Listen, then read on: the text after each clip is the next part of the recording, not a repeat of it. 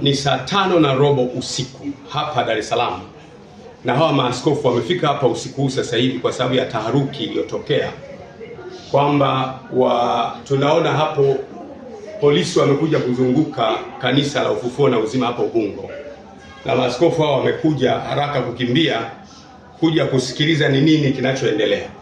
Of course hata mimi mwenyewe sijajua kinachoendelea, lakini naona hapo nje kuna defender za polisi kama 3 hivi wamekuja kuzunguka kanisa.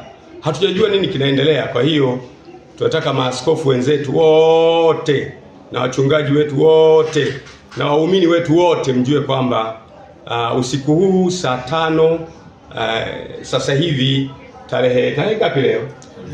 Tarehe 2 tumezungukwa hapa na polisi hapa. Sijui wanataka kufanya nini, na maaskofu wamepata taharuki, wamekimbia usiku huu kutoka madhehebu mbalimbali kuja kuangalia ni nini kinaendelea kufanyika. Kwa hiyo nitaendelea kuwajulisha, lakini kwa ufupi ni kwamba kuna watu wamefika hapa kanisani. Tunaona defender, hatujajua ndio polisi au ndio watekaji wenyewe.